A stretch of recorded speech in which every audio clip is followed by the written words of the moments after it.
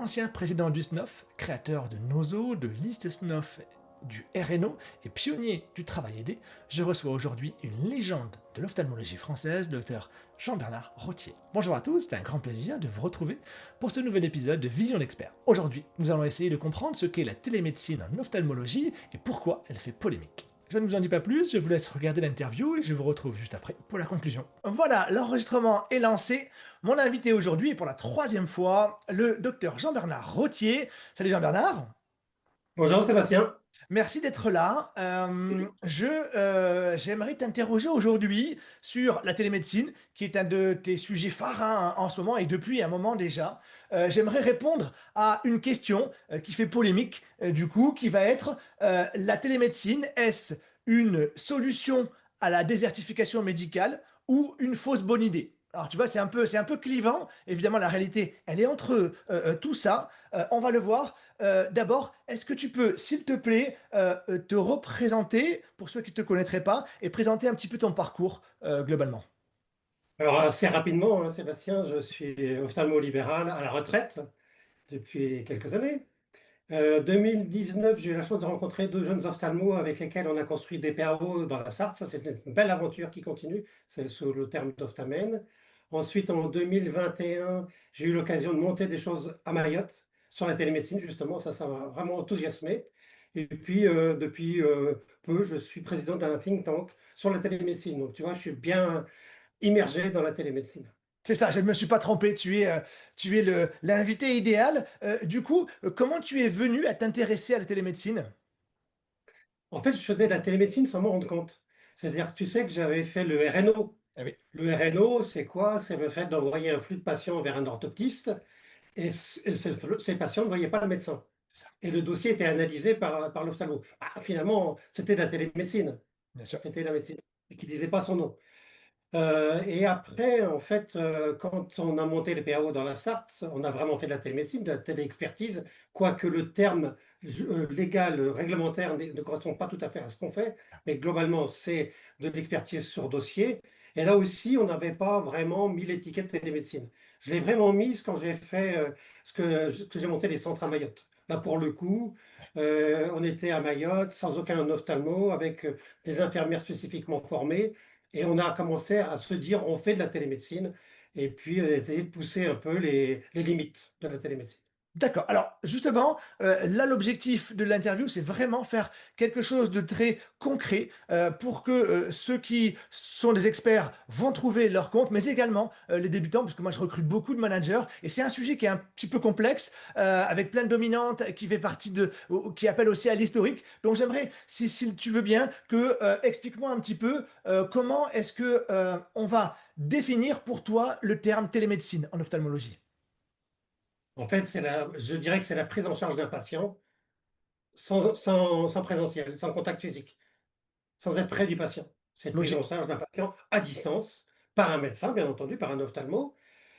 Dans notre spécialité, il n'y a que de la télémédecine aidée, hein, bien sûr, hein. Il n'y a pas le patient, il n'est pas chez lui à nous demander notre avis. Donc, c'est toujours un patient qui est à côté d'un professionnel, le plus souvent orthoptiste, qui a été formé spécifiquement pour préparer la téléconsultation ou la téléexpertise. Et donc, c'est cette analyse de ce dossier, de ce patient, et puis de son parcours. En fait, la télémédecine, il faut jamais la limiter à l'acte lui-même. C'est tout un ensemble. D'accord? D'accord. La télémédecine, elle comporte les prises de mesures par l'orthoptiste, et puis les interrogatoires, etc., la transmission à l'ophtalmo et la gestion de ce patient après. On en D'accord. reparlera. Et Ok. c'est ça l'ensemble Ouais. de la télémédecine. C'est D'accord. pas juste un... Tu comprends, hein? Ok, donc la télémédecine, c'est vraiment le fait de faire une consultation avec un patient Oui. à distance, tout simplement. Est-ce que tu peux nous, parce que moi, il y a trois mots hein, dont les définitions peuvent être assez connexes. Ça va être téléconsultation, téléexpertise et téléophtalmologie assistée, peut-être. J'ai trouvé aussi. Ouais. Alors, bon, la télémédecine elle recouvre C'est toutes les ça? pratiques, on va C'est dire, hein. ça? Téléexpertise, normalement, la seule téléexpertise qui soit rémunérée par l'assurance maladie, c'est le fait de demander ponctuellement un avis sur une image ou sur une pathologie particulière. Typiquement, un médecin généraliste va photographier, je dirais, une lésion de paupière, va demander à un ophtalmo son avis, hein. Ou un ophtalmo va photographier une rétine, va demander à un surexpert son avis. Alors ça, c'est de la télé-expertise. Ok. Nous, ce qu'on fait dans les PAO, c'est un peu plus compliqué puisque on prend en charge un patient complètement. C'est-à-dire, il y a un interrogatoire, une réfraction, une tension, une photo du fond d'œil, mais c'est aussi de la télé-expertise quelque part. Elle est hors champ de l'assurance maladie. C'est ça. Donc là, on est dans un domaine qui est en train de se créer finalement. Comme le RNO que tu as créé à un moment donné, avant, Oui. il n'existait pas, après, il existe. On est un petit peu à ce niveau-là. Alors, c'est pas mal que tu dises ça parce que, en fait, tu sais, le RNO, je l'ai créé sans vraiment le vouloir. C'est-à-dire que, oui, bah, c'était qu'à l'époque, j'étais président du syndicat et le vendredi, j'allais à Paris et j'avais des orthoptistes, j'avais fait valider par l'expérimentation Berland le travail aidé. C'est moi qui ai inventé le travail aidé, hein. Je mets ça tout de suite, je dis ça tout de suite parce que. Ouais. Mais je l'ai fait valider. Et puis ça fait que j'avais des orthoptistes dans ma structure, mais le vendredi, j'étais pas là, ils ne faisaient rien. Et j'étais dans un contexte de pénurie totale, avec des délais de plus d'un an. Je m'étais dit, c'est un peu dommage, parce que on a des compétences qui sont chez moi. Et donc j'avais mis en place ce circuit de patients qui venaient en mon absence et dont j'analysais les dossiers. Comme c'était hors champ réglementaire, c'était gratuit. D'accord. Personne d'ailleurs m'a jamais posé de questions là-dessus. Tu vois, dans les patients, je crois qu'il y en a peut-être un sur l'année et demie. Puis après, j'ai rencontré quelqu'un de l'ARS qui m'a dit, bon, il faudrait valider ça. Donc c'est vrai que les PAO, les postes avancés, sont un peu dans ce système-là. C'est-à-dire qu'on les fait dans un interstice réglementaire, mais c'est pas tout à fait stabilisé. Mais voilà, enfin, tout le monde est au courant. On a la bénédiction de deux ARS, de nos CEPAM, et ça marche très bien. Alors, après, tu me demandes téléconsultation. Téléconsultation, en fait, quand on est à la Mayotte, je pensais qu'on ferait 30% de téléconsultation. Je m'étais dit ça, voilà. Et en pratique, on en fait très peu. Parce que D'accord. d'abord, ça prend du temps. Enfin, la première raison, c'est que ça n'apporte rien, en fait. Ah, C'est-à-dire, médicalement, pour construire les diagnostics, ça n'apporte rien. d'accord. Pourquoi? Parce que si l'interrogatoire est bien fait, Ouais. la réfraction elle est faite, la tension est faite, on a tous les documents. Si tu veux. Quand tu as tout, même à la limite, tu as le champ visuel, le OCT et tout, tu as, juste à dire bonjour à ton patient et puis lui dire, ben voilà, il y a ci, il y a ça, si tu veux. Donc, on fait de la téléconsultation à Mayotte quand on a une annonce à faire, quand on annonce d'un parcours, on va devoir faire une évacuation sanitaire, etc. Enfin, il y a besoin vraiment de discuter. Ou alors parfois, les patients ne sont pas très observants, notamment pour les glaucomes. Donc voilà, je dis à l'infirmière, écoute, on va faire une téléconsultation, puis là, je vais quand même lui mettre un peu les points sur les i. Et ouais, ça. Hein, voilà, vous avez un glaucome, si vous ne faites rien, vous allez devenir aveugle. Donc je vous encourage vraiment à traiter tous les jours, sans oublier. Enfin voilà, toi, c'est. Mais la téléconsultation rémunérée, il faut avoir un contact visuel et auditif avec le patient. C'est ça. C'est le Voilà. seul cadre qui existe pour l'instant. Oui, c'est le seul cas. C'est ce qu'on appelle la téléconsultation. Et après, tu me parles de téléconsultation aidée, c'est ça? Oui, après, moi j'ai trouvé un terme, c'était téléophtalmologie assistée. En fait, on ne peut pas faire de télé, comme ce que je disais tout à l'heure en introduction, on ne peut pas faire de téléophtalmologie sans quelqu'un, un professionnel de santé à côté du patient. Donc toute la téléophtalmologie, elle est assistée. Ah, sauf la téléexpertise pure, où un médecin généraliste va prendre une photo et l'envoie à l'ophtalmo. Mais dès qu'on prend en charge un patient, il faut qu'il y ait un professionnel de santé à côté de lui, formé, Ouais, connu, je dirais même, enfin, on en parlera. ouais. Voilà, donc la téléophtalmologie, elle est toujours assistée. D'accord. Donc à ce Après, il y stade, a, il y a discussion de qui assiste, mais ouais, ça, c'est je ça. pense que tu veux la Ouais. question. On va y arriver. Si je résume à ce stade, on parle donc du coup de téléexpertise qui est un médecin à un autre médecin en asynchrone, évidemment. La téléconsultation qui est le médecin et son patient en synchrone, cette fois, hein, Oui, oui. dont tu dis qu'a priori, quand le boulot est bien fait au préalable, notamment l'anamnèse, l'historique de cas, etc., et que tous les examens sont présents, finalement, est pas forcément obligatoire et pas réellement intéressante, peu ou prou, sauf sur Alors des en cas fait, tu particuliers. sais, ouais, il y a quelque chose qui intervient là-dedans, c'est la rémunération de la Sécu. Oui, eh oui, forcément. Voilà. Bon, donc à Mayotte, on a un financement qui est 100% ARS. C'est une dotation globale Mhm. sur l'année. Donc, D'accord. quels que soient les actes que l'on fait. Eh oui, OK. Maintenant, dans l'Hexagone, c'est le cas. si tu veux faire comme à Mayotte, c'est-à-dire la telle expertise synchrone ou asynchrone, ben, tu ne seras pas rémunéré. Ouais. Donc moi, c'est ce que j'appelle les fausses téléconsultations ou les téléconsultations pour mauvais motifs, pas mauvais motif entre guillemets, parce qu'on a besoin de se faire rémunérer du travail qu'on fait. Mais si la motivation du contact visuel avec le patient, c'est d'être payé, bah, j'estime que ce n'est pas une très bonne motivation. On est D'accord? d'accord. Donc aujourd'hui, on est dans une évolution d'organisation, donc bon, voilà. Mais franchement, à terme, c'est pas bon, quoi. Ça n'a pas de sens de faire quelque chose d'inutile juste pour être payé. Tu Bien vois ce que sûr, je veux dire? bien sûr. Toi, dans ton modèle, qu'est-ce que tu estimes qu'il faut réaliser comme acte? Acte dans le sens que l'assistant sur place, qu'est-ce qu'il va faire comme acte concrètement? Ah ouais, ça, Ou c'est une qu'est-ce qu'il super doit faire? question, ça. Ou qu'est-ce qu'il doit faire? D'accord.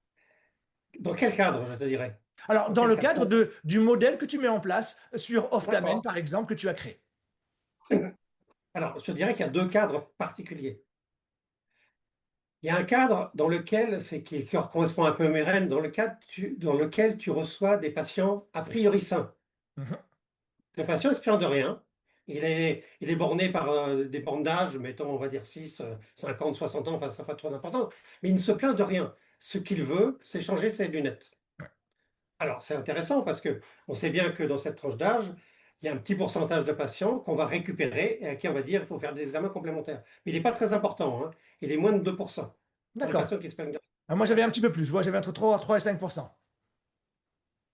Mais bon, à la limite, c'est pas. Voilà, bon, voilà. OK. Mais donc c'est évident que les examens que tu vas faire en routine ne sont pas les mêmes que ceux que tu vas faire à Mayotte où on reçoit des patients de toutes conditions.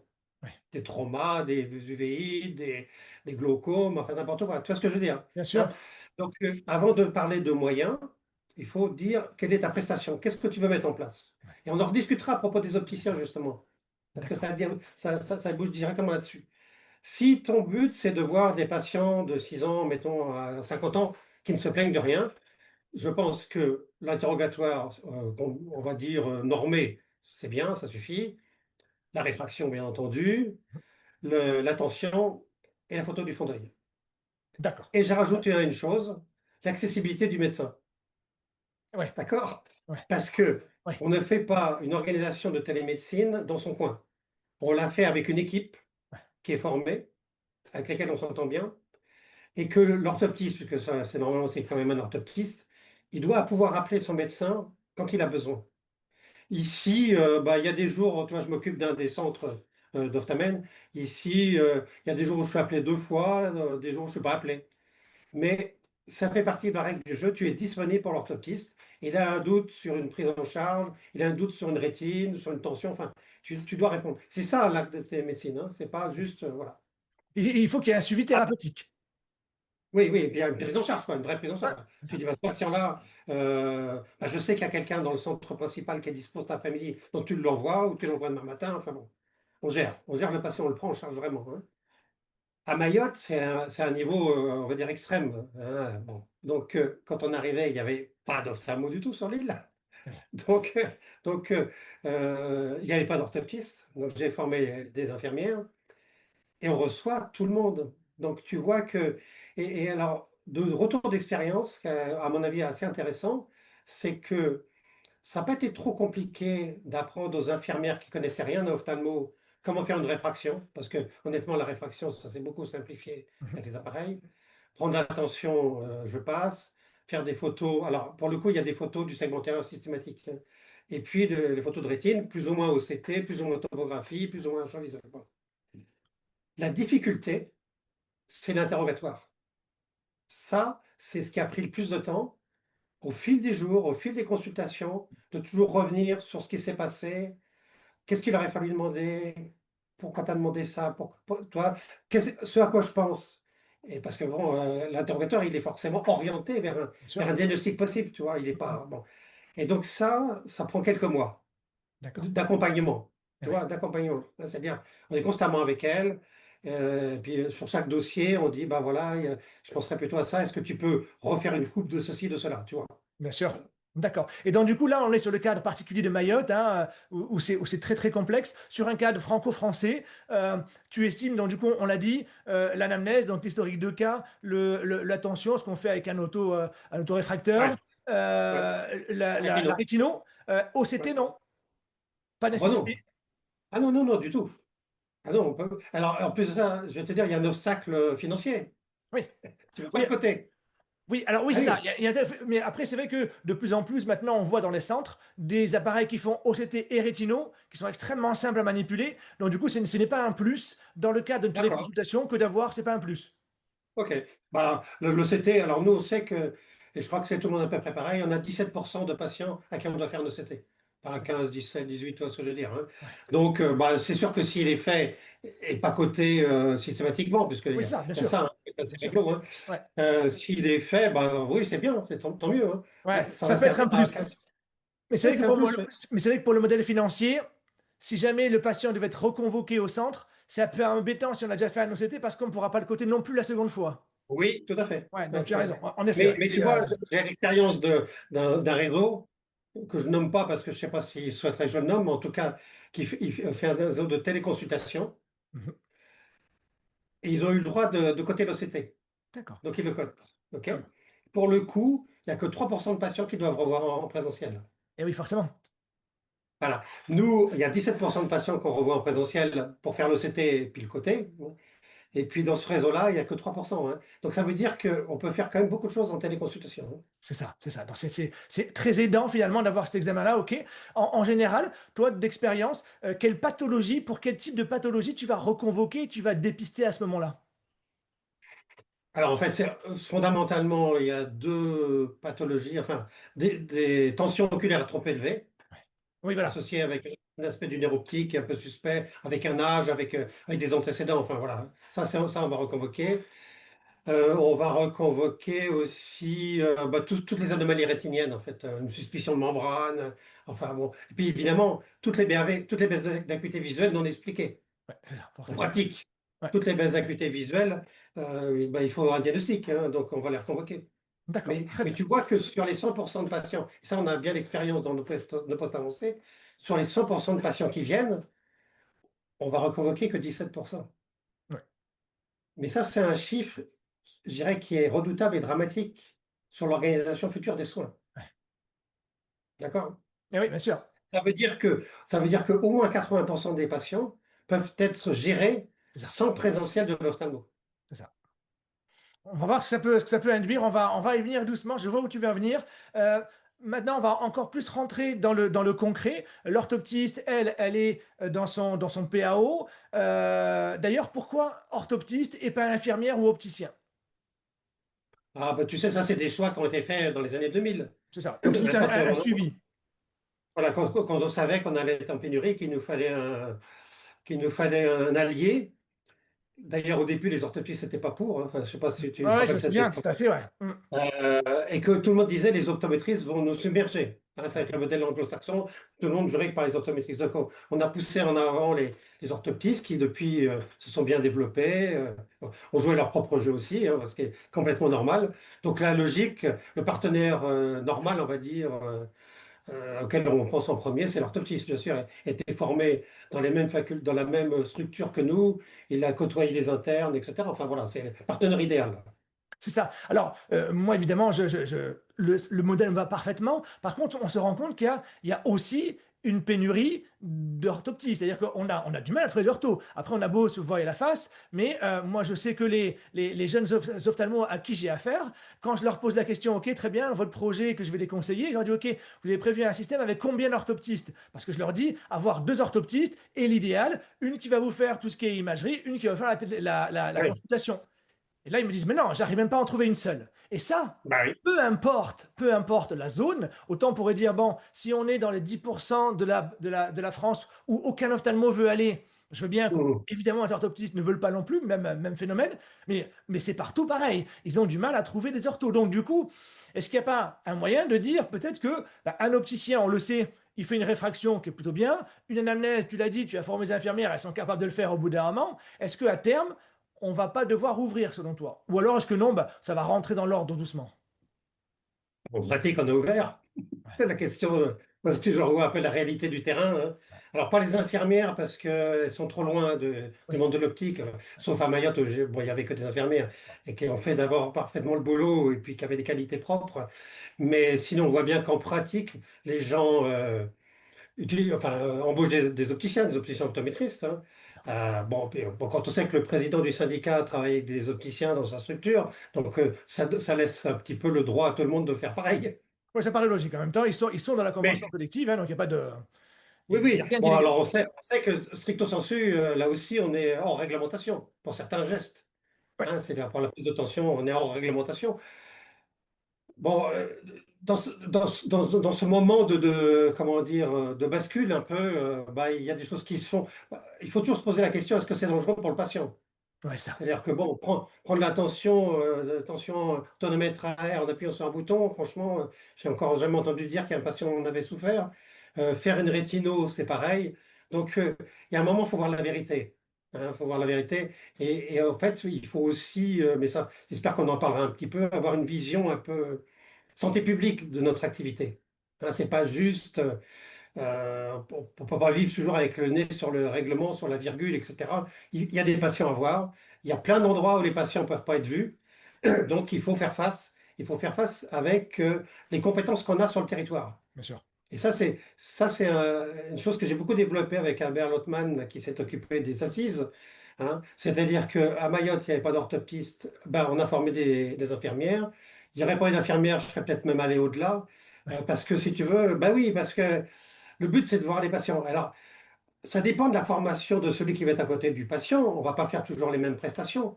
Mais si déjà, sur un territoire où il n'y a rien, Ouais. si déjà tu arrives à distribuer des lunettes, tu comprends? Ouais. Bah déjà, tu aides la population, parce que nous, on pense tout de suite à la cataracte, la prise en charge du glaucome, etc. Mais ça, c'est en haut de la pyramide.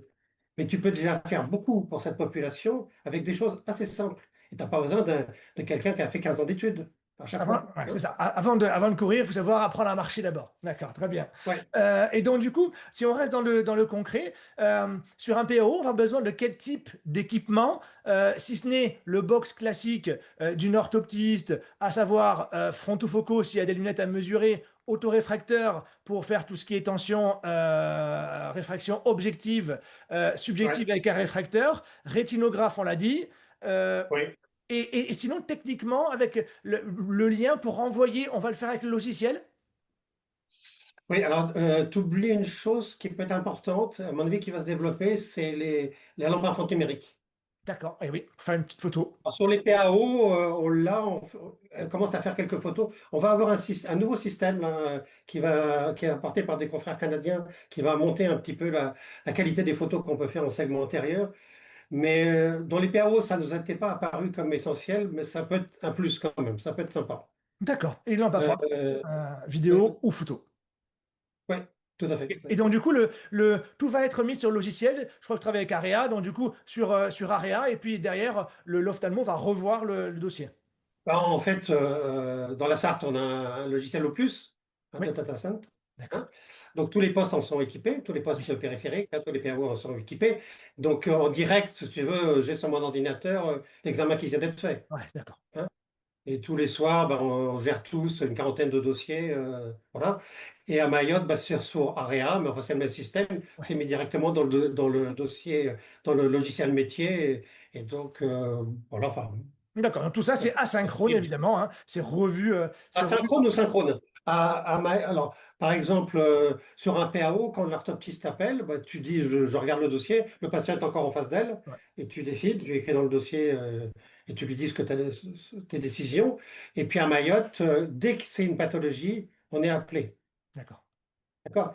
Si c'est des lunettes, maintenant, ils ne nous appellent plus. C'est ce qu'on appelle, nous, des dossiers froids. C'est-à-dire, bon, il change ses lunettes, il passe de plus 75 à plus de 25. Bon, OK.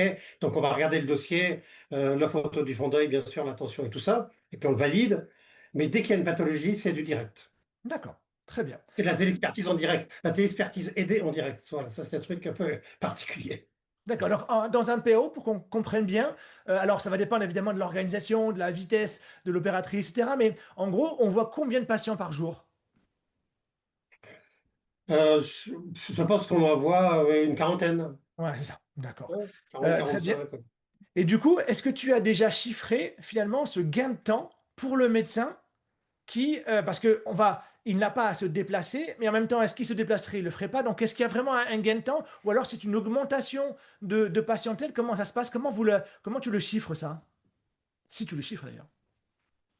Oui, alors je peux le chiffrer à la louche, mais oui, enfin, c'est pas que un gain de temps, c'est une réorganisation profonde du Ouais, métier, c'est ça. Mm. hein, profonde du Eh oui. métier. C'est-à-dire qu'en fait, sur un territoire, tu as des premiers recours qui sont faits par les orthoptistes. 80% des patients, tu n'auras pas besoin de les voir. 20%, on va vers la loi de 80-20, hein, ça va être Ouais. plus simple. 20%, tu les verras quand tu vas te déplacer, D'accord. une fois par semaine. Et puis après, tu as un certain pourcentage de patients, un petit pourcentage, qui remonte au centre, soit pour des angiographies, pour des échographies, pour de la chirurgie, tu vois. Donc, Mhm. c'est une réorganisation complète. Alors, moi, ce que je dis, c'est que dans les années 2000, un ophtalmo voyait à peu près 6500 patients par an. Ouais. D'accord? Aujourd'hui, avec cette organisation-là, un ophtalmo gère, ne voit pas, hein, bien sûr, Oui, mais bien il sûr. gère à peu près 18 000 à 20 000 patients. Et ouais. D'accord? Donc, c'est une réorganisation complète du métier. Et les ophtalmos ne font que de la pathologie, que de Ouais. la pathologie, que de la chirurgie. Voilà. Ok, d'accord, très bien, très clair. Euh, alors, on le voit, c'est un sujet qui fait un petit peu polémique, ça, c'est un gros mot, j'aime pas trop ce mot-là d'ailleurs, mais certains médecins vont critiquer fortement la télémédecine. Est-ce que tu peux nous expliquer pourquoi? Pourquoi est-ce que ça suscite comme ça un intérêt parfois divergent entre les médecins? Bon, d'abord, il faut considérer que c'est naturel. D'accord? Ouais, Bah, parce que c'est une innovation de rupture.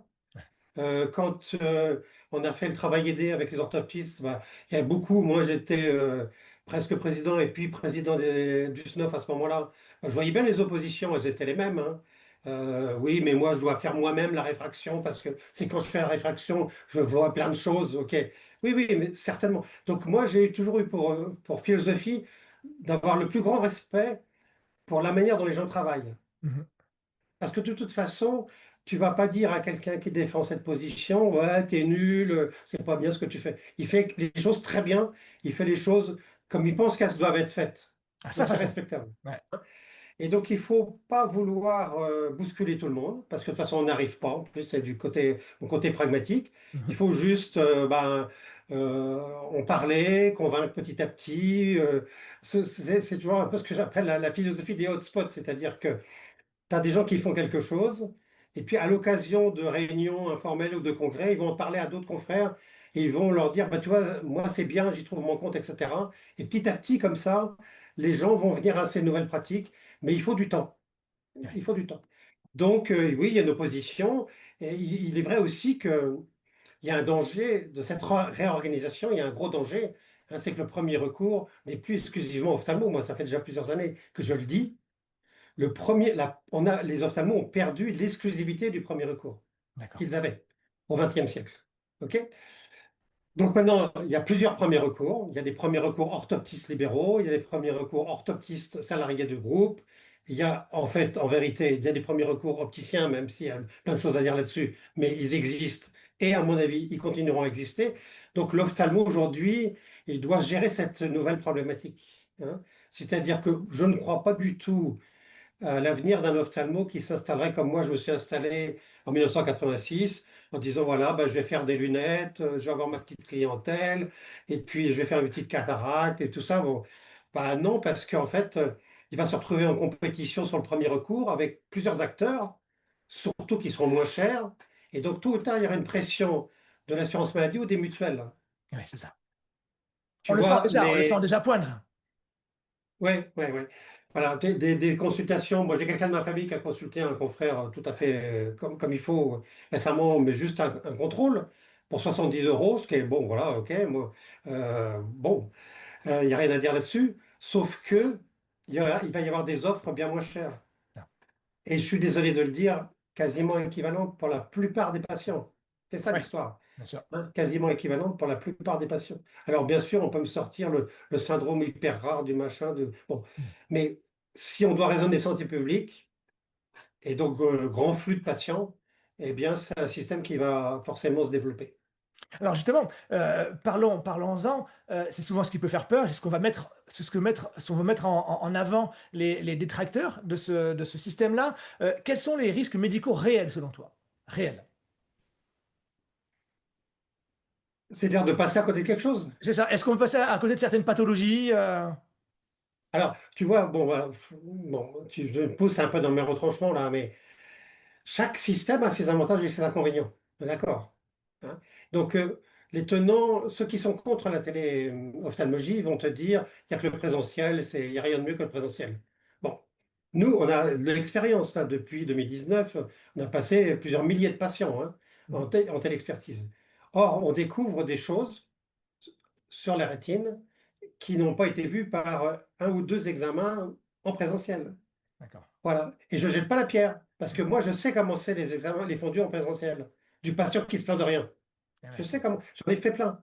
bien OK? sûr. Ben, en présentiel, le patient non dilaté, tu regardes son fond d'œil, tu regardes la papille, tu regardes un peu la macula, et tu es déjà assez content. Ça sent le patient ne plaint pas. Or, en télémédecine, on a une photo. Ouais, c'est ça. Soit une photo normale, soit une photo grand champ même. Donc, on n'est plus dans les mêmes conditions. Donc, euh, euh, chaque système, alors je pense, et c'est certainement vrai, qu'en télémédecine, on a dû passer à côté de quelques trucs, forcément. Mais, Hein, mais puisque comme un ophtalmo c'était pas lambda, comme un ophtalmo tout, lambda devant son c'était patient. une infirmière, c'était un orthoptiste, tout ça. Mais ceci dit, tu sais, les orthoptistes sont futés. Hein. On a dans les dossiers anisocorie, l'égyptosis, enfin, ils s'empêchent Ah, pas elles de apprennent, réfléchir quand même. bien sûr, elles apprennent de l'expérience, évidemment. Moi, je l'ai Elles vu. apprennent. Ah, bien Alors moi, sûr. tu sais, sur l'expérience, je vais te raconter un truc, ça m'avait soufflé. Donc on avait commencé à Mayotte avec des infirmières, hein, comme je t'ai dit, qui partaient de zéro. Hein. J'ai eu d'avril à juin ici au Mans. Et puis on a commencé en octobre. En novembre, l'infirmière elle m'envoie une demande de connexion, on va dire, et elle me dit, qu'est-ce qu'on fait avec le trou maculaire? Ah ouais, d'accord. Ah oui, c'est comme Oui, ça. oui. Ça veut dire, voilà. Alors, à force d'en voir, elle en a vu 150. Bon, ben, elle sait ce que c'est un Elle n'avait traumatisme. même pas vu 150, elle en a vu ouais, 10, 15, j'en sais rien. Mais, enfin, mais tu vois, bon, voilà. Et ça change les choses. Ouais, Parce que, en fait, les patients qui vont arriver dans les centres, ils auront déjà leur diagnostic pour la plupart du temps. ouais. Et le but du centre, ça ne sera pas de faire des diagnostics, ça sera des prises en charge Mm. correctes. Toi, ça change un peu. C'est-à-dire que dans le temps, la porte d'entrée, c'était l'ophtalmo.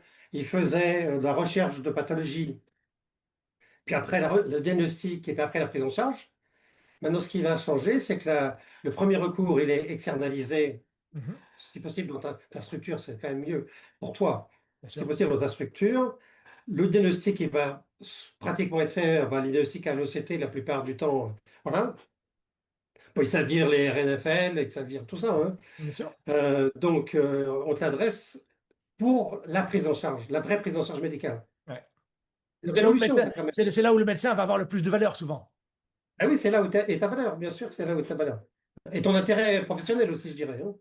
Bien sûr, ben ouais, c'est ça. Le bac plus 13, c'est là où il va se justifier et où là, il y a vraiment l'intérêt de l'échange avec le patient. Est-ce que tu vois Oui. des cas, toi, de la télémédecine, donc de la télé-expertise ou consultation qui ne, où il ne faut pas l'utiliser? Est-ce qu'il y a des cas comme ça qui, selon toi, non, ben non, on ne peut pas avoir affaire Et à ça alors, attends. uniquement. Là aussi, il faut aussi remettre les choses en place. On fait, non, mais on fait de la télémédecine parce que tu n'as pas de présentiel. C'est On ne ça. fait pas de la télémédecine pour se faire plaisir. Oui. D'accord? Alors Bon. voilà, ça c'est important aussi, parce qu'on a vu l'implantation de centres de santé au départ, qui est quelque chose de très bien dans des zones désertiques, et là évidemment tout le monde applaudissait. Quand on les a vus arriver en centre-ville de Lyon ou de Paris, on a dit là il y a un problème. C'était pas Oui. prévu pour ça. C'est un peu la même chose pour le PAO. Si demain moi je viens créer un PAO en plein centre-ville de Lyon, aucun Enfin, ça n'a intérêt. pas de sens. C'est ça. Ça n'a pas de sens. Mais ça Donc, peut avoir un sens économique, puisque du coup, j'ai pas d'ophtalmo sur place, et puis je vais voir beaucoup plus de patients. Au lieu de voir, ouais. moi tout seul, 60 Oui, ça veut patients. dire aussi, ouais, c'est un problème aussi. On a vu ça au Mans quand il y avait un centre de santé Vautour. Les patients n'ont pas forcément la perception de la qualité. Hein. Eh ben oui, c'est ça, bien sûr. Hein. Donc, je dirais là, pour le coup, c'est aux autorités à essayer de canaliser les choses. Alors, pour répondre à ta question, donc on est dans un contexte, pour moi, de télémédecine par besoin absolu. Mm, mm. Bon, donc, il n'y a pas de sens de dire que celui-ci n'est pas éligible. Ouais, d'accord. Par contre, celui qu'on pourrait dire non éligible, on le repère et on le fait venir au centre. C'est ça. Voilà, c'est ça C'est l'histoire, toujours un hein. premier contact. Voilà, c'est un premier contact. C'est pour ça que moi, enfin, je ne sais pas si tu sais, mais je m'étais un peu engagé il y a quelques années, une dizaine d'années, pour faire un article 51 avec un opticien. Avec l'ARS, on avait déjà bossé et tout, hein. Et dans mon esprit, l'opticien de campagne, il aurait servi de technicien de télémédecine pour les urgences. Tu D'accord. vois, dans un coin paumé de mon département, eh ben, une petite dame, voilà, qui n'a pas de moyen de se déplacer, on va dire, mettons 80 ans, elle a une baisse de vision, ben, elle va voir le professionnel qui est là à côté de chez elle, et lui, il fait la réfraction, il fait une photo du fond d'œil, et puis il contacte l'ophtalmo. Et l'ophtalmo, il dit, ben, tu lui dis de venir, enfin voilà, tout ce que je veux dire. C'est Hein, ça. c'est, C'est toujours mieux que la non prise en charge, mais comment va-t-on trouver la limite? mais oui, alors c'est mieux que la non prise en charge, mais il faut que ça soit organisé. Ouais, c'est ça. D'accord? De A à Z. De A à Z. Le patient, il rentre, il a un examen normé, l'ophtalmo est contacté, et il y a une suite possible sur le territoire. Ça, c'est la télémédecine. Bien sûr. Hein. Mais la télémédecine, on disait, notamment dans le centre de santé qui était ici, on avait vu une fois un patient qui avait un décollement de rétine, on lui a dit, bah, débrouillez-vous pour trouver un chirurgien. Ah là, Didier, tu tombes des nues, hein. J'ai été dit, mais on est en dehors de tout, là. Ouais. Hein.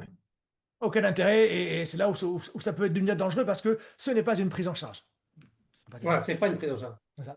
Ok, est-ce que toi tu as une idée de où justement, parce que là on voit que, et je vais inverser les questions que j'avais notées, l'intelligence artificielle là est partout, hein, on le voit hein, sur la qualité de traitement des rétines, des rétinaux, bientôt de quasiment tout finalement. Donc là on a encore plus une raison de dire ok, ben, finalement la présence, le présentiel du médecin est moins important parce que l'IA va aussi rentrer. Comment est-ce que tu la vois rentrer, toi, dans tes PAO aujourd'hui ou dans 5 ans, mais comment tu le ressens, ça? Alors, ça fait déjà plusieurs années que je dis ça. Ça va révolutionner tout, Ouais. mais pas de façon grandiose. Oui, c'est ça. À Dans bas nos bruit. PAO, À bas donc, bruit. hein? À bas bruit. Dans nos PAO, donc on relit tous les dossiers. OK. Dans le dossier, on a dit qu'il y avait l'anamnèse, bien sûr, l'acuité, Mhm. attention, et la photo du fond d'œil. Sur l'anamnèse, l'orthoptiste est capable de nous dire il y a quelque chose qui ne va pas. Enfin, voilà, il y a un truc que raconte le patient et ça ne va pas. Sur l'acuité aussi, il n'est pas à 10 dixièmes, donc il y a quelque chose. Sur la tension, il y a la tension à 28, il nous appelle. Donc ça va. D'accord. Par contre, la rétino, il ne sait pas la lire. Ouais, c'est ça. L'intelligence artificielle sait le faire. C'est ça. Il ne sait pas la lire ou alors il va y avoir une différence de prise en charge entre une ortho qui a 1 an de boîte et une qui en a 15. Et ça, c'est pas normal. Parce que le patient n'a pas les mêmes chances.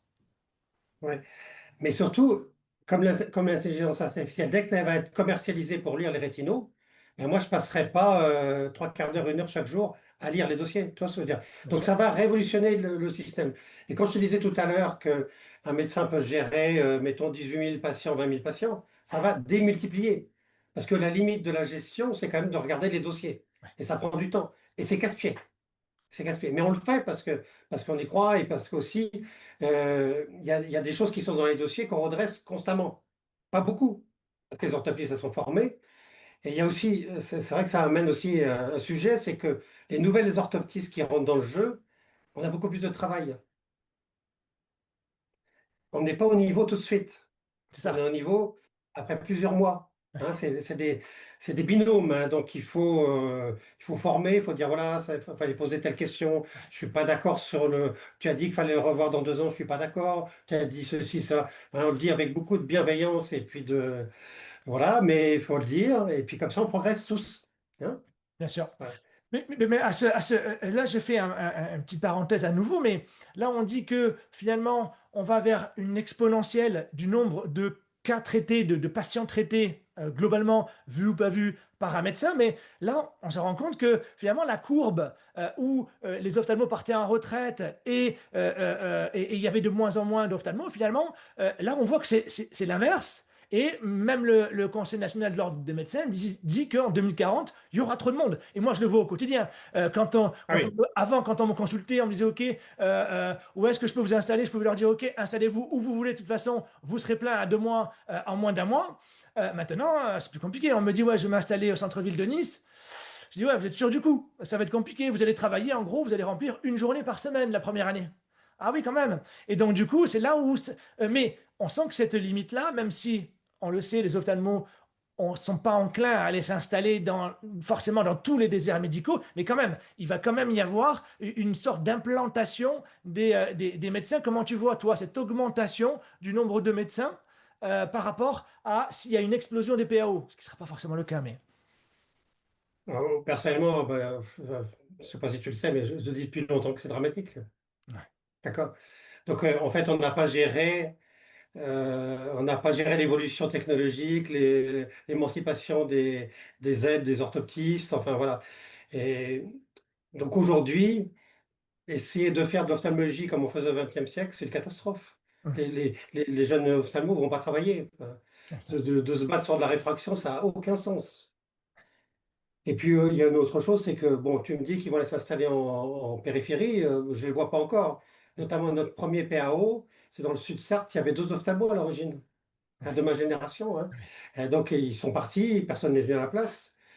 Et je pense que cette disparition logique de l'exclusivité du premier recours chez l'ophtalmo va avoir un impact extrêmement important sur l'activité ophtalmo. Parce que d'accord. si tu vois sur un PAO qui est un cabinet normal en vérité, hein, c'est Ouais. comme s'il y avait un ophtalmo, Oui, c'est bien là les sûr, bien gens sûr. viennent. C'est Bon. ça. Parce qu'il y a 80% de patients qui viennent juste pour contrôler leur vue. Ah bah d'accord, ça valait pas forcément le coup de faire autant d'études, d'être sélectionné parmi les meilleurs, etc. Enfin, pour moi, c'est une erreur dramatique D'accord. de gestion. Ok. Bon. Donc, du coup, tu es un petit peu quand même, alors j'espère ne pas t'offenser en te disant ça, tu as un petit peu une vision un peu anglo-saxonne, où moi, quand j'interviewe un optométriste qui travaille à Londres, il me dit que ben, en Angleterre, il n'y a que 1500 ophtalmos. Eux, ils ne font que de la pathologie, de la chirurgie. Et c'est lui qui fait, alors la lunette, évidemment, ça on le sait, mais qui fait aussi du suivi de glaucome avec eux, etc. Alors, en fait, j'y viens un peu par nécessité, c'est-à-dire j'ai jamais voulu aller vers ça. Oui, Et dans les années 2000, je pense qu'on me serait gré d'avoir vraiment lutté contre l'émergence des optométristes. Et d'ailleurs, ils m'en veulent pas trop. Alors, mais que j'ai quand même pas mal bataillé pour qu'ils n'émergent pas en tant que quatrième profession. Mais en 26 ans, il s'est passé des choses. Il s'est passé que les orthoptistes sont montés en gamme, que surtout aussi les appareils ont changé. Tu vois, pour moi, la bascule, c'est la photo de la rétine. d'accord. C'est-à-dire que tant que l'ophtalmo était seul à savoir ce qu'il avait vu sur la rétine, bah voilà, et dit il n'y a rien, il y a quelque chose, tout le monde dit Amen. À partir du moment où tu as une photo qui peut être lue par un autre ophtalmo ou qui peut être lue en différé, ça change beaucoup la donne. Et puis que demain va être lue par l'IA avec autant de qualité, si ce n'est plus, bah ça, bon, on n'y peut rien. Ce que je dis, c'est que on évolue effectivement vers un ophtalmo en second recours alors qu'on ne l'a pas voulu. Mais c'est pas parce qu'on ne l'a pas voulu qu'il ne faut pas y faire face. Tu vois, c'est Ouais, ça le bien problème. sûr. On ne l'a pas voulu, mais il faut acter cet état de fait parce que si on ne l'acte pas, on va continuer à former beaucoup d'ophtalmos et pendant 30 ans, ils vont se chamailler sur des réfractions, sur l'adaptation de lentilles, il n'y a que moi qui sais faire, c'est absolument médical, enfin voilà, tous les trucs qu'on entend qui n'ont aucun sens. Moi, mes orthoptistes font des adaptations de lentilles depuis, je ne peux même pas te dire, j'ai arrêté parce que ça prenait trop de temps et on avait trop de patients. Enfin, on n'arrivait pas à faire face. Il y aurait ça. Hein, dans les années 2010, par là, on n'arrivait pas à gérer la pathologie. Et donc, passer du temps sur des lentilles progressives, ça n'avait aucun sens. Ouais, bien Donc, sûr. à ce moment-là, j'ai transféré à l'orthoptiste. Pareil, dans ces années-là, on avait tellement de délais, on ne voyait plus les enfants. Oui, bien sûr. Les enfants étaient éjectés du système, hein. Donc, ça, dans les années 2015-2016, j'ai dit à mon orthoptiste principal, Nicolas Ballon, là, mon vieux complice, Bien sûr. eh ben, écoute, on va faire le RNO, qui est de 16 à 50 ans, et puis en dessous de 16, on va faire du dépistage. On va appeler ça dépistage. Ouais. Non coté, puisque c'est pas bon. Ah ouais. Et pour le coup, on a dû voir 500 enfants la première année, quoi. Des enfants qui étaient vus nulle part. Puis après, voilà, enfin, petit à petit, c'est la force des choses qui fait ça. C'est-à-dire qu'on n'a pas voulu aller là-dessus, mais on y est venu par la pression démographique. Et maintenant, c'est ce que j'ai dit il y a longtemps, qui n'a pas plu à tout le monde, mais j'ai dit, on a perdu la bataille démographique. Ouais, Dans les années, on n'est pas remonté en démographie assez tôt. Bon, d'accord. ceci dit, ça n'aurait pas empêché la technologie de progresser et puis les orthoptistes de se développer. Voilà. Donc aujourd'hui, on a premier recours en exclusivité.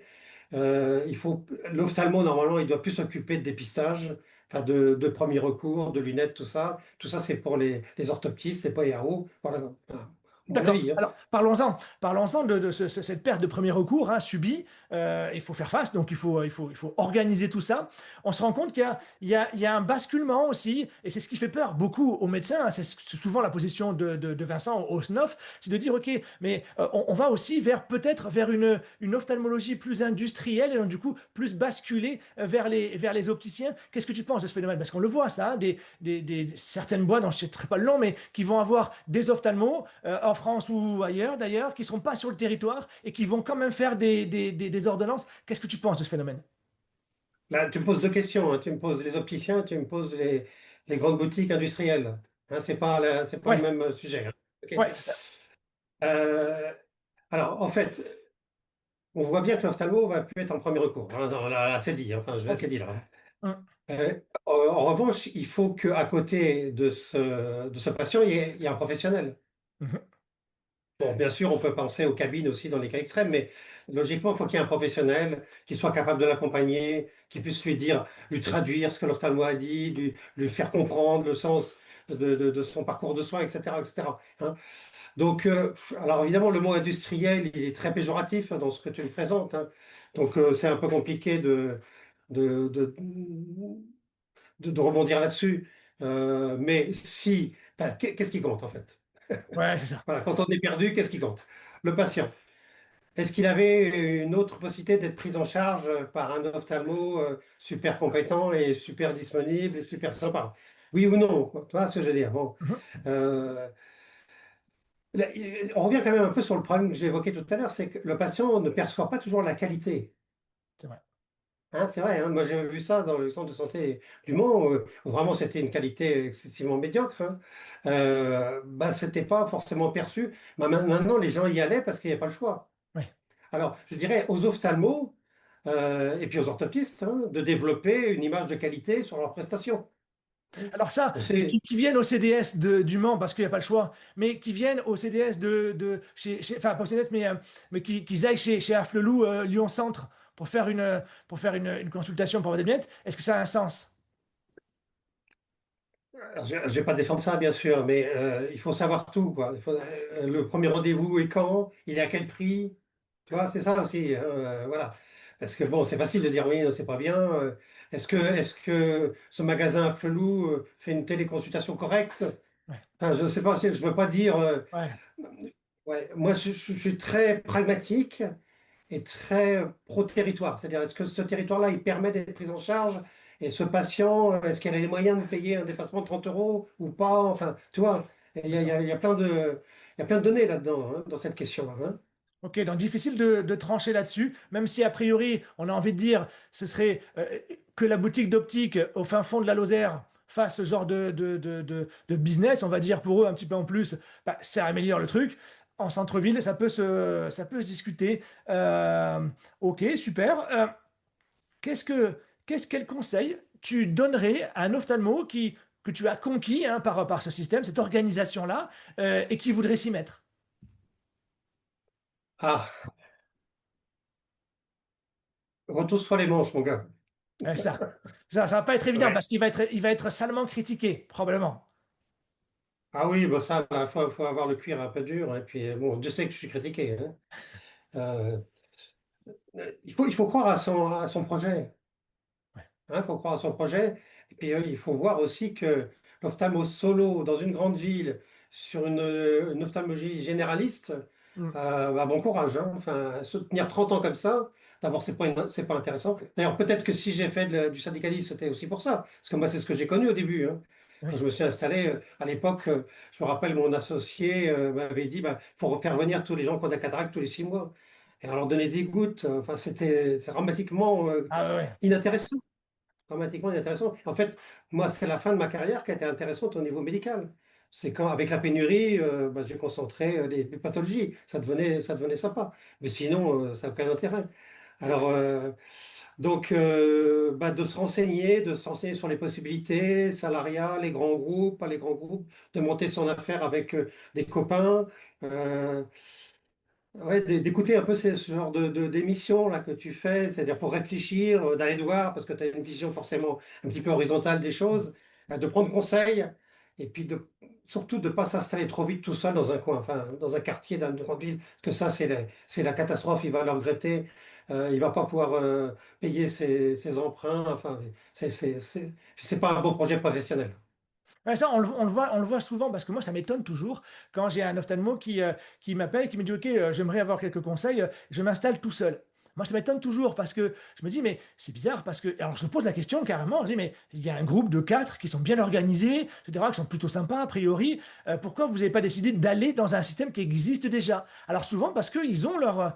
Ben non, moi je vais avoir mon autonomie, je vais pouvoir décider pour moi. Et par contre, ce qui change beaucoup, là actuellement j'ai trois dossiers en même temps, et c'est exactement le même système. Les ophtalmos seuls vont prendre un manager de façon à ce que ben, ils puissent gérer l'après en fait. Donc du coup, ils ont compris que c'est un peu l'œuf ou la poule. C'est que avant, on comprenait pas. Alors d'abord, j'arrive à trois, quatre associés, et puis après, je prends un manager. Eux font l'inverse. Ils disent, je prends un manager D'accord, pour arriver à trois, quatre. Et donc, du coup, ok. c'est pas bête. Parce que du coup, le PAO, par Oui, exemple, le médecin, c'est pas à lui de l'organiser. Enfin, lui, il va donner non, l'idée, c'est le stratège, oui, et le bien sûr, manager va être le tacticien. OK, vous voulez un on est PAO? d'accord. À quel Oui, endroit? Moi, je vais vous faire une étude pour vous dire, OK, où ce serait le mieux. oui, OK, très bien, donnez-moi le feu vert. Lui, il va louer les locaux, il va acheter les locaux, il va tout organiser, trouver leur taux et tout ça. Et là, ça permet de décupler et le médecin, il est bien vraiment sûr. avec ses patients, quoi. Bien entendu. Voilà Oui, ça. oui, tout à fait. Très bien. Alors du coup, si je résumais, tu m'arrêtes si je me trompe, on devait répondre à une question, c'était est-ce que la télémédecine est une solution pour la désertification, à la désertification ou une fausse bonne idée? A priori, de toute façon, alors je m'en doutais un petit peu, mais c'est plutôt une bonne idée. Par contre, avec un cadre très assez strict finalement sur notamment l'accès du patient à un suivi d'un médecin sur le territoire. Donc c'est ce qu'on a vu, hein. En gros, un PAO est un cabinet d'ophtalmologie classique, sauf que le médecin, il vient pas tous les jours, mais potentiellement une fois par semaine et par rotation avec des associés qui peuvent être dans le centre, qui sera mieux équipé en termes de matériel, etc., et qui est là pour faire plutôt de la pathologie plutôt que du premier recours. Plus de l'expertise aussi, hein, C'est ça. l'expertise qu'on voit. Mais en fait, c'est ta phrase, le début de ta phrase qui est vraiment intéressant. Non, mais c'est ça, c'est que c'est dans les déserts. Ouais, c'est ça. Ça, c'est important, quoi. Bien C'est le sûr, bien fond du sûr, truc. bien sûr. C'est pas une Comment? C'est solution dans les déserts. générale toute France. Voilà, c'est pas en centre de Lyon. Ça, c'est sûr que non, c'est dans les coins. Et Dieu sait qu'il en reste des coins où même il y avait des ophtalmos dans le temps, hein. C'est ça, dans ma génération, les gens allaient s'installer assez loin, hein. Donc c'est dans les déserts que c'est pertinent. D'accord. C'est là où il n'y a pas d'offre présentielle. Voilà, c'est tout. Logique. Logique. Du coup, tu aurais tendance. Alors, c'est une question que je n'ai pas posée tout à l'heure parce que je trouvais qu'elle n'était pas à propos, mais est-ce que toi, tu sens, comment tu le sens en tout cas, puisqu'on sait que, même si tu t'en défendras, mais je te sens visionnaire. Et donc, du coup, comment tu vois la télémédecine en ophtalmo dans 10 ans? Avec le fait que, là, a priori, on pourrait dire, ben, c'est ce qui va se développer parce que c'est ce que la population veut et ça fonctionne. Et dans ces cas-là, ben, la batterie, on va dire, législative va se mettre en place et on va trouver le cadre. Mais en même temps, on sait qu'il y a une augmentation du nombre de médecins. Donc, comment tu le vois, cette télémédecine dans 10 ans? Donc, je pense que le premier recours est perdu. Je redis ça. Ouais, Parce que les patients vont rentrer par d'autres voies. Les oui. voies orthoptiste libérale, orthoptiste salarié. Et Potentiellement organisé puis, par lui-même, par contre, hein. voilà, voilà. Il est perdu techniquement. Il n'est pas perdu dans son escarcelle, finalement. Oui, tout à fait. Et puis les opticiens, parce que on n'en a pas trop parlé, mais enfin, je pense que c'est inéluctable. Enfin, d'abord, ils se développent. Je ne vois pas que les autorités sanitaires les empêchent, donc ils vont exister. Donc ça va continuer. comment dire, ça déplace le premier recours et notamment les revenus du premier recours vers l'extérieur de l'ophtalmo. Ouais. Ça, c'est très, très important. Et Mm. ça ne va faire que s'amplifier. Que tu parlais de l'IA tout à l'heure, donc l'IA va permettre d'autonomiser complètement en fait les premiers recours. Mm. Il n'y aura plus besoin d'avis d'ophtalmo pratiquement, enfin, que très ponctuellement, hein. Mais quand tu seras capable d'analyser et l'acuité, et le fond d'œil, et l'OCT, et le machin, bon, bah, je vois pas ce que tu vas faire de plus, hein, tu vas dire. Bon. Donc ça, voilà, et donc dans 10 ans, je pense qu'il y aura peut-être des ophtalmos solo, mais à mon avis, qui vont vivoter Ouais. et faire de l'ophtalmologie pas forcément très intéressante, malheureusement pour eux. Et puis, tu auras des groupes qui se seront structurés sur leur territoire, un petit peu comme fait Ostamène, en fait, hein. Sur le territoire, doit y avoir 7 PAO là maintenant, hein. Donc, bah, ils passent, je ne sais plus, 70 000 patients dans les PAO, hein, chaque année. Donc, il y a un vrai service rendu, hein, il y a pas de souci. Et on ne reviendra pas en arrière. C'est-à-dire que même s'il y avait un ophtalmo qui s'installait à côté du PAO, bah, de toute façon, ça diminuerait un peu les délais, c'est tout ce que ça ferait. Mais Ouais, ça ça. ne supprimerait pas le PAO, hein. Et puis en plus de ça, ce grand groupe, il offre quelque chose d'inestimable. C'est la prise en charge rapide des pathologies. Mm. Parce que je ne te raconte pas le nombre je sais pas, de mélanomes, on va dire, qui est dépisté dans un PAO le lundi, le mercredi, il est au centre, et puis la semaine d'après, il est à Curie. Et ça, c'est que le groupe organisé qui peut se permettre de faire ça. C'est ça. Tu vois? Parce que le groupe lui-même comment dire, référent pour ses PAO, mais il a aussi des référents derrière lui, des hyper spécialistes, forcément, à qui il adresse des pathologies qu'il a diagnostiquées. Donc ça, c'est une qualité de prise en charge qui sera inégalée, inégalable. Donc il y aura forcément plusieurs groupes, plusieurs grands groupes, d'ailleurs on le voit un peu se dessiner, hein, Mhm. sur le territoire, mais il y a de l'avenir quand même pour des ophtalmos qui s'associent Bien dans sûr. du domaine raisonnable. Il n'y a pas besoin d'être 300, hein, mais, Ouais, c'est clair. des 4, 5, ben voilà, et sur un territoire, hein. Il faut Ouais. qu'ils aient une vision de territoire, pas une Après, vision ça de a toujours été patient. comme ça. Moi, c'est ce qu'on m'avait appris tout de suite, hein. Dès que je suis rentré en ophtalmo, on m'avait appris ce qui compte, c'est le bassin de population et le projet médical. C'est le projet Oui, c'est médical ça. qui compte. C'est la Ouais, base de la pyramide et ensuite va découler toutes les actions finalement. exactement, c'est ça. D'accord. Tu me poses des questions dont tu connais les réponses. Ouais, bah justement, l'objectif, c'est que les jeunes qui rentrent ne les ont pas forcément et donc du coup, on va le leur donner. D'accord, donc du coup, bah, tu penses de toute façon, dans 10 ans, et inéluctablement, il va y avoir ce développement-là. Oui, Forcément, je rajouterai que forcément, on va avoir de plus en plus de concurrence entre les ophtalmos. oui, Euh, oui, et que, oui, alors, ce qui est intéressant dans cette concurrence, c'est que, tu le disais, il y a des domaines qui ont été délaissés, la pédiatrie, la chirurgie réfractive, éventuellement les lentilles, ça a été délesté. Du coup, ça va permettre à certains de se s'hyper spécialiser sur ces domaines-là et donc, du coup, de peut-être alors, force, contraint et forcé, mais du coup, de se réintéresser à ces domaines-là. Ça, c'est pas plus mal. oui. C'est quand même des domaines assez étroits malgré tout, hein. Ouais, Non, c'est très bien, hein, c'est parfait, mais tout le monde ne fera pas et de la chirurgie réfractive, des lentilles, mais de la pédiatrie qu'il faut, hein, qui est absolument nécessaire. Mais tu vois, c'est là où les autorités n'ont pas de vision de santé publique, hein. On sait très bien qu'il y a une pénurie d'ophtalmopédiatres, et on ouais, sait très bien pourquoi. C'est que c'est pas payé, en résumé, hein, par rapport à ceux qui font de la DMLA. Voilà. Donc, moi, j'ai un peu de mal à comprendre pourquoi les autorités ne se penchent pas là-dessus en disant, bah, voilà, on bouge les curseurs. ouais, Parce qu'au niveau santé publique, on a besoin d'ophtalmopédiatres. Par contre, on a bien assez de gens qui s'occupent de DMLA. Et puis, c'est pas le même investissement pour le pays. C'est un peu cruel de dire ça, mais bien bon, sûr. il faut le Bien faire, sûr. hein. Bon, j'ai pas dit qu'il fallait pas le faire, hein. Mais c'est important que les jeunes générations soient bien prises en charge au niveau ophtalmo. Bon, voilà. Ça fait partie des choses qu'on a du mal à comprendre. Et voilà, c'est ça. Écoute, ouais, c'est une thématique en effet intéressante. Super. Eh bien, écoute, Jean-Bernard, je te remercie. Une nouvelle fois, ça a été limpide, super intéressant. On se reverra probablement dans les mois, dans les années qui viennent pour voir un petit peu comment ça évolue et avoir toujours ton regard ultra efficace, ultra pertinent sur ce domaine-là. Merci Jean-Bernard, à bientôt. Merci beaucoup. Au revoir, Salut, Sébastien. à bientôt. Voilà, je vous retrouve pour la conclusion de cet épisode de Vision d'Expert. J'espère qu'il vous a plu, que vous avez appris des choses. J'ai l'impression que chacun pourra, grâce à cet épisode, mieux comprendre l'un des enjeux fondamentaux de l'ophtalmologie en France, la télémédecine. Voilà, merci d'avoir regardé ce numéro jusqu'au bout. N'hésitez pas à liker et partager. Je vous souhaite une belle journée et je vous dis à très vite pour un nouvel épisode.